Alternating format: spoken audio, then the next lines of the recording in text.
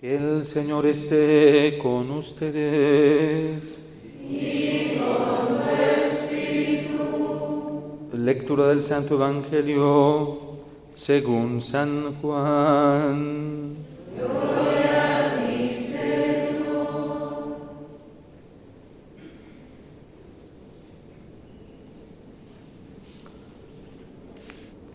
En aquel tiempo dijo Jesús a los judíos que habían creído en Él: si permanecen en mi palabra, serán de verdad discípulos míos. Conocerán la verdad, y la verdad los hará libres. Le replicaron: somos linaje de Abraham y nunca hemos sido esclavos de nadie. ¿Cómo dices tú, serán libres? Jesús les contestó: en verdad les digo, todo el que comete pecado es esclavo.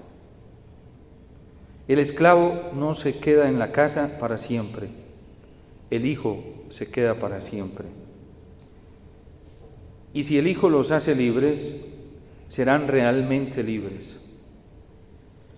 Ya sé que son linaje de Abraham, sin embargo, tratan de matarme porque mi palabra no cala en ustedes.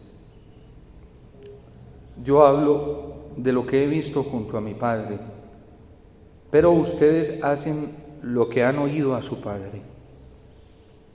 Ellos replicaron: nuestro padre es Abraham.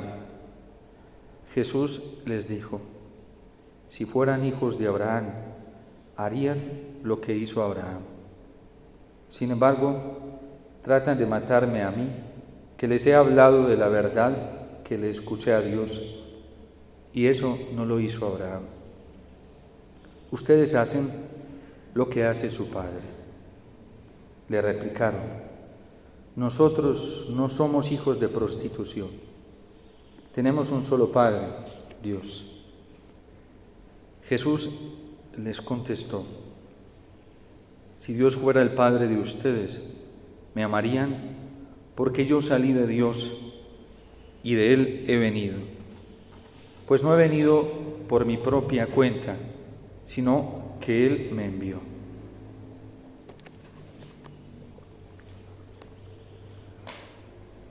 Palabra del Señor. Gloria a ti, Señor Jesús.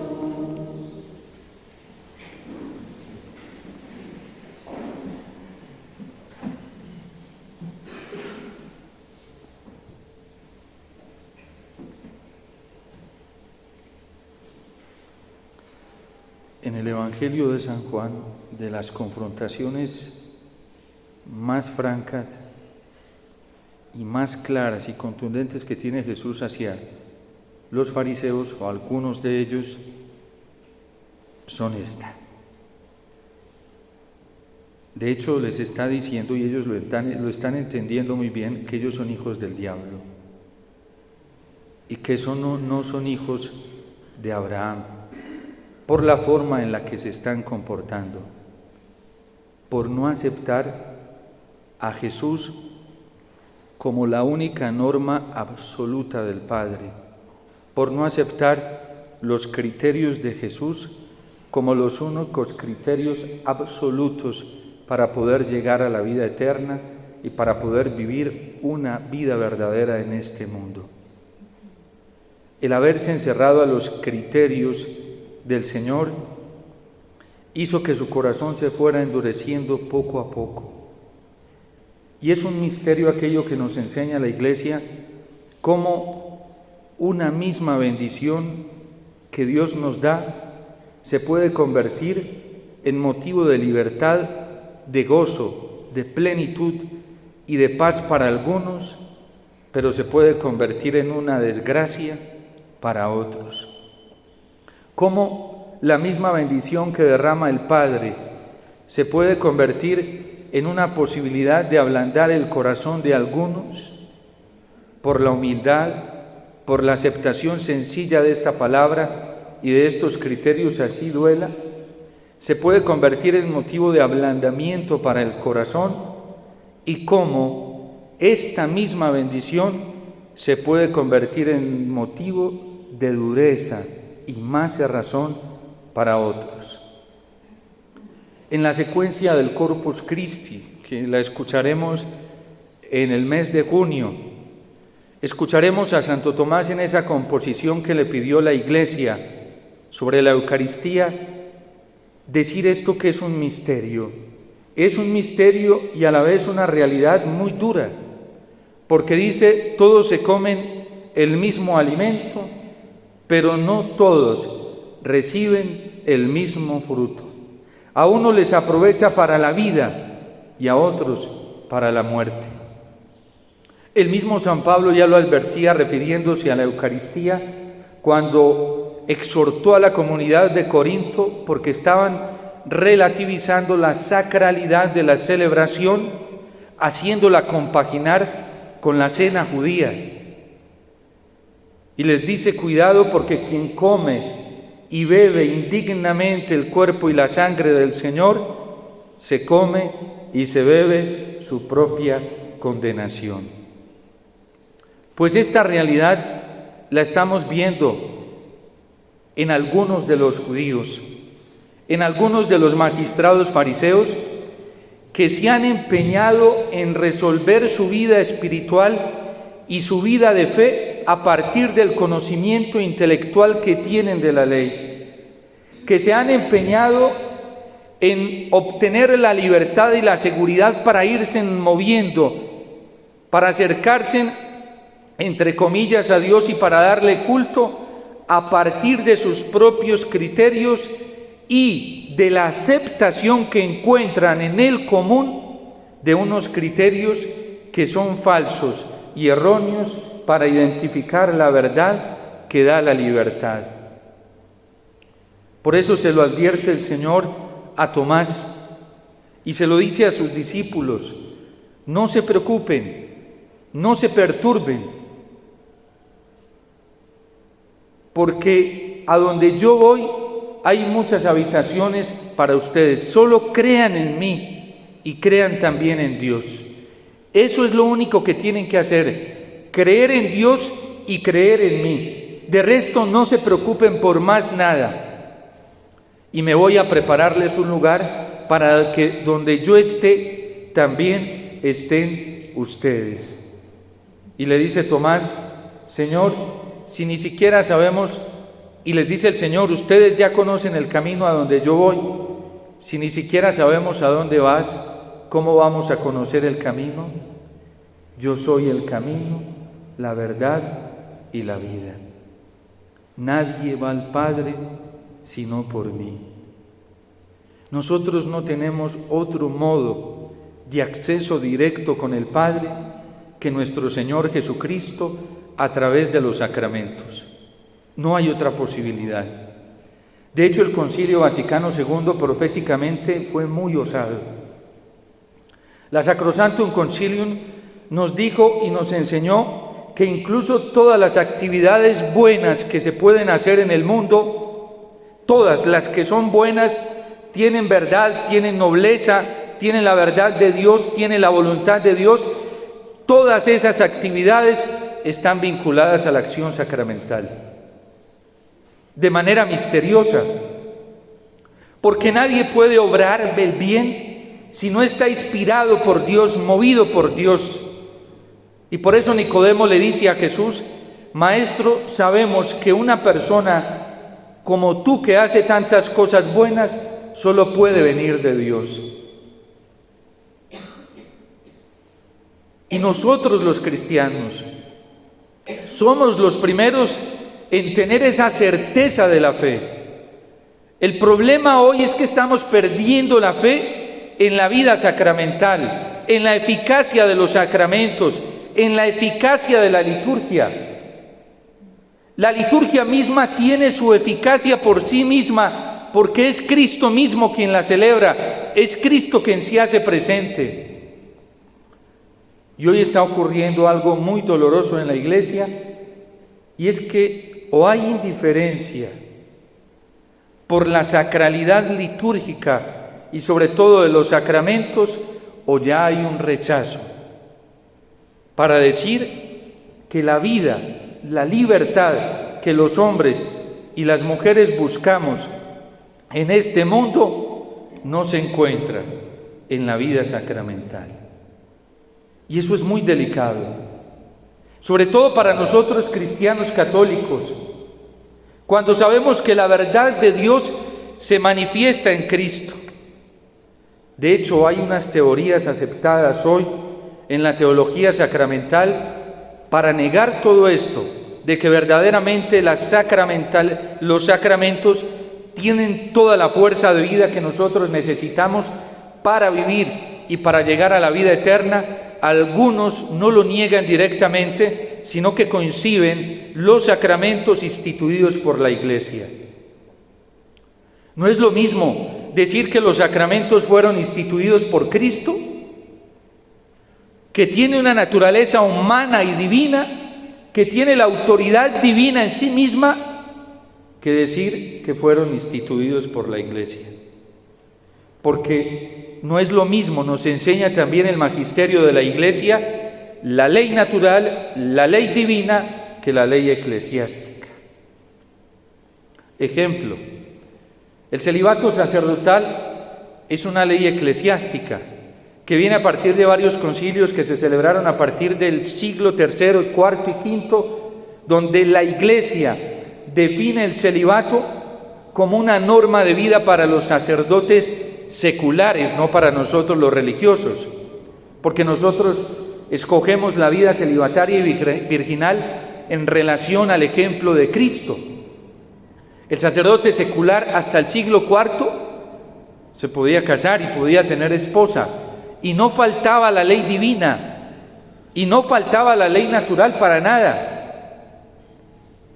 Pero en la proyección de la vida sacramental en el sacramento del orden, la misma Iglesia por experiencia se fue dando cuenta que muchas veces los sacerdotes tenían impedimentos para poder desarrollar libremente su acción apostólica, sacramental, su vida afectiva con Cristo,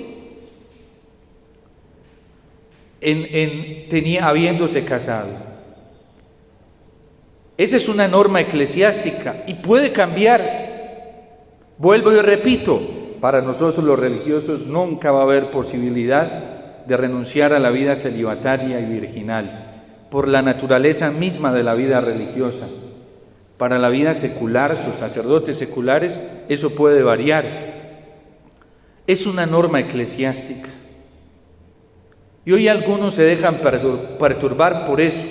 Es cierto que la Iglesia en la experiencia de más de 16, 17 siglos ha visto que el celibato es la mejor opción para poder entregarse totalmente al Señor y también al servicio de las almas. Lo ha visto en la práctica. Pero no deja de ser una ley eclesiástica que en cualquier momento puede cambiar. No es lo mismo una ley divina como un sacramento, porque eso no puede cambiar. No puede cambiar que el sacramento de la Eucaristía, por ejemplo, es fuente de vida para todos nosotros y para toda la humanidad, incluso para la misma creación. Eso no puede cambiar. Pero si yo digo que los sacramentos son una institución eclesiástica, a la vez estoy aceptando que esas leyes pueden cambiar en cualquier momento. El orden sacerdotal es una ley divina, el sacramento del orden. Algunos pretenden hacer ver el sacramento del orden como una institución eclesiástica. ¿Para qué? Para que en un sínodo, incluso en un sínodo, eso pueda revertirse. Si se ve como una institución eclesiástica, los sacramentos no son instituciones eclesiásticas, son una institución divina. La instituyó Cristo. Y por eso hoy en la teología hay quienes dentro de la Iglesia niegan la posibilidad, la compatibilidad del Jesús histórico con el Jesús de la fe. ¿Por qué se hacen esas separaciones? Porque esa es la herejía de Arrio. Separar la naturaleza humana de la divina de Cristo. Son herejías que siguen hoy rondando. Esos espíritus no han muerto y le hacen mucho daño a la vida del creyente. Y por eso en un tiempo como en el que estamos, nosotros debemos absolutizar lo divino, absolutizar a Cristo y absolutizarlo con toda nuestra fuerza, porque entonces llegaremos a ser libres. Si guardan mis mandatos, si los cumplen, si hacen lo que yo les he enseñado, si me siguen a mí, si me toman a mí como único modelo, dice el Señor, eso es lo que está diciendo, ustedes conocerán la verdad y la verdad los hará libres. No habrá nadie que los ate en esta tierra, no habrá ningún criterio, venga de donde venga, que los ponga a tambalear, que los sacuda, que los manipule, que los domine. Como eran libres estos 3 jóvenes que está testimoniando hoy el libro de Daniel. Ellos saben que hay que obedecer a la autoridad civil, lo saben muy bien, porque en la tradición judía ellos sabían la implicación que esto tenía desde Dios, obedecer a las autoridades civiles, tanto que se someten a ellos, y Daniel le pide al jefe de los eunucos que le permita alimentarse de verduras y de agua para no faltar a la ley. Y se lo permite, pero le pide a la autoridad civil que le deje hacer eso, porque no implicaba una violación divina. Y ahora ellos son arrojados al horno del fuego porque han sido sorprendidos haciendo unas oraciones, prohibir no tanto las oraciones, sino que le dieran culto a otro Dios diferente que a la estatua que el rey se había hecho. Y eso ellos no lo aceptaron. ¿Por qué? Porque en esos corazones estaba la verdad de la fe. Y no crean que para ellos era tan fácil. Eran cosas muy ambiguas, porque siempre el mal se sabe mezclar con apariencia de bien. La verdad, la mentira se sabe mezclar dentro de con apariencia de verdad. Por eso nosotros no estamos obligados a elegir nada que tenga apariencia. Tenemos el deber de constatar que las cosas sean verdaderas, que sean buenas de verdad. Y es un deber, y además tenemos la capacidad para hacerlo, porque Dios nos la dio, por eso nos dio la capacidad racional, y por eso la Iglesia nunca ha renunciado a afirmar que todo ser humano, así no sea creyente, tiene las facultades, las capacidades suficientes para encontrar la verdad. Mucho más nosotros, los cristianos, que hemos recibido la revelación. Y mucho más nosotros en este siglo, que tenemos más conocimiento y más elementos, más testimonios que lo que tuvieron los primeros cristianos. Nosotros tenemos 2000 años de testimonio y de historia para no apostatar del Señor. Tenemos más testimonios de santos que de los primeros siglos del cristianismo. Tenemos muchos más elementos para hacer un buen discernimiento y para no dejarnos engañar, para poder encontrar la libertad en la verdad que nos propone el Señor. Conoceréis la verdad y la verdad los hará libres. Si cumplen mis mandamientos, entonces son verdaderos discípulos. Y si son verdaderos discípulos, conocerán la verdad y la verdad los hará libres. La libertad que tanto necesita nuestro corazón. Por eso San Pablo llegaba a decir, sobre todo aquella comunidad de Corinto que tanto lo hizo sufrir, porque lo acusaban, le levantaban calumnias, le decían que a él le faltaba, que todavía no estaba viviendo lo que predicaba, una cantidad de cosas que ellos decían de él. Y llega un momento, esa prueba a él le sirvió para experimentar la libertad en el Señor.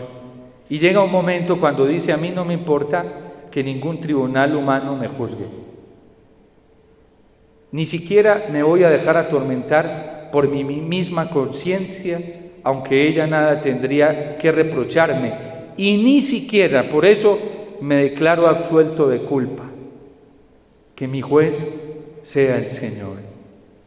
Y por eso llega a afirmar que en comparación a Cristo, nada tiene valor para él. Ya es un hombre libre. Ni tener una nacionalidad romana, ni haber estado o tener un conocimiento cultural como tengo del mundo griego, ni siquiera ser judío y pertenecer a una de las tribus más importantes, la tribu de Benjamín, ni siquiera todos los estudios que hice en la escuela rabínica a los pies de Gamaliel, ni siquiera el celo por ser conocedor de la ley que tuve por ella. Todo eso lo considero basura en eso tan extraordinario que es conocer a Cristo mi Señor, y por Él deseo perderlo todo con tal de ganar a Cristo y quedarme con Cristo. Esa es la libertad a la que el Padre quiere que todos lleguemos. Para que Cristo sea nuestro criterio, para que solamente sea el Señor quien mueva nuestro corazón, para que solamente sea el Señor quien mueva nuestra inteligencia, para que solamente sea el Señor quien mueva nuestra voluntad, para que no nos amarre nada en este mundo.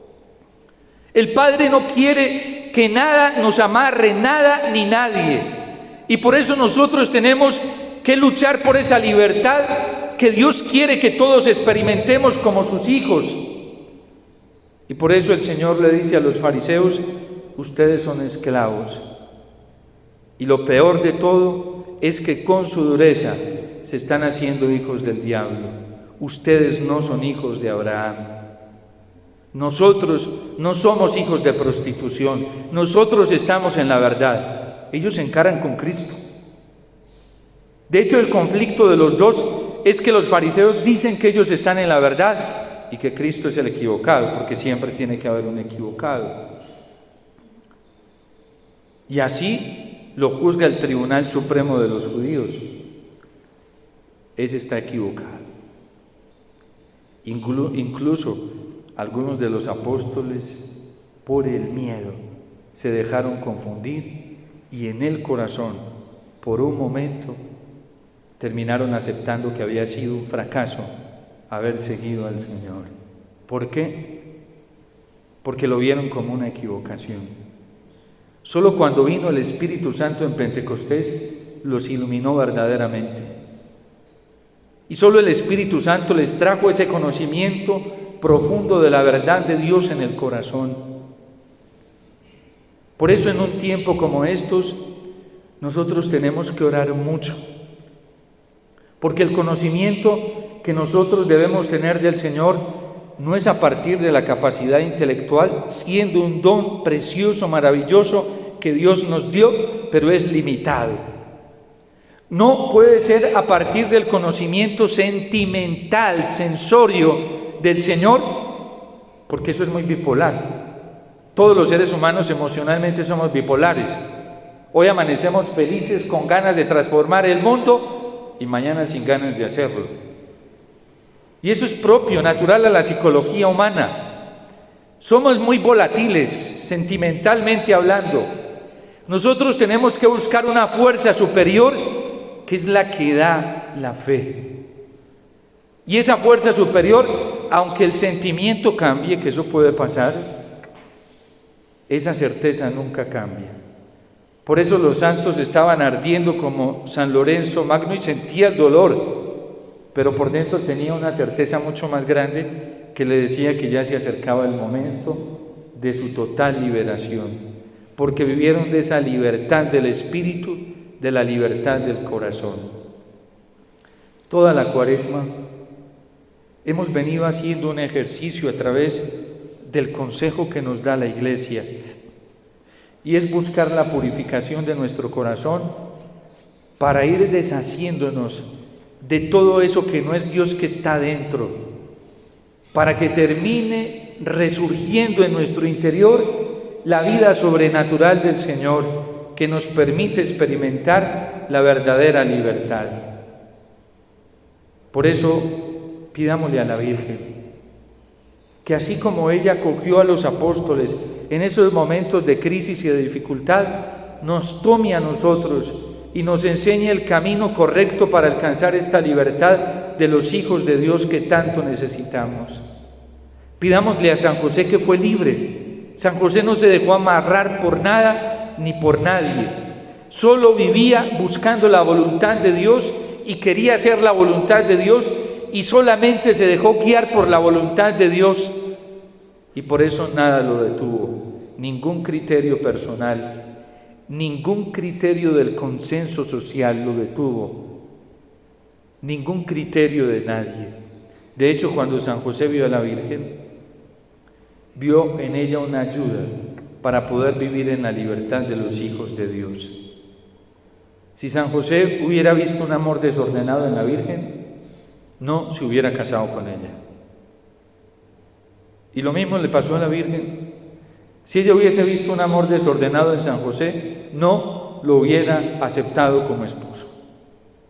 Ella lo aceptó porque vio que era una ayuda, vio que él quería llegar a la voluntad de Dios y dijo, maravilloso, yo también quiero eso. Y entre los dos nos podemos ayudar y llegar más rápido.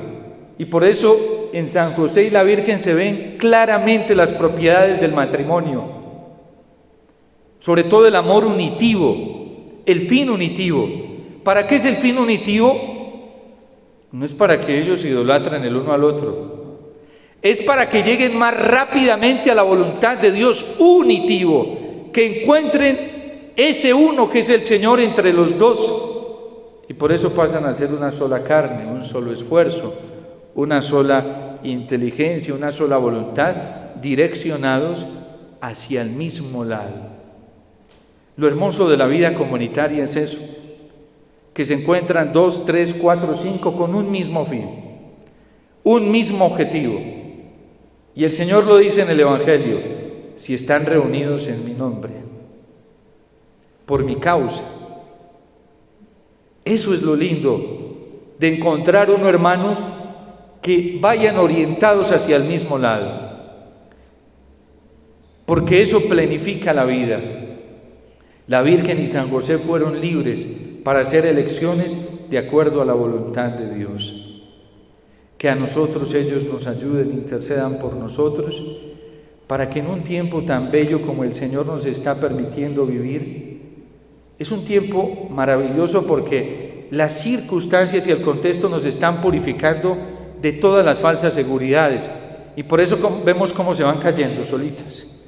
Ese trabajo nos lo está quitando el Señor a nosotros y lo está haciendo Él mismo, pero en realidad lo que está haciendo el Señor es quitarnos lo que no nos ayuda para llegar más rápidamente a Él y nos está facilitando el camino para absolutizar a su Hijo y llegar hasta Él y hacernos dependientes de Él. Lo que más necesitamos nosotros en estos momentos es descubrir a Jesús en los sacramentos y sobre todo en la Eucaristía. Si lo conocemos allí, vamos a ser verdaderamente libres. Dios te salve María, llena eres de gracia, el Señor es contigo. Bendita tú eres entre todas las mujeres y bendito es el fruto de tu vientre, Jesús.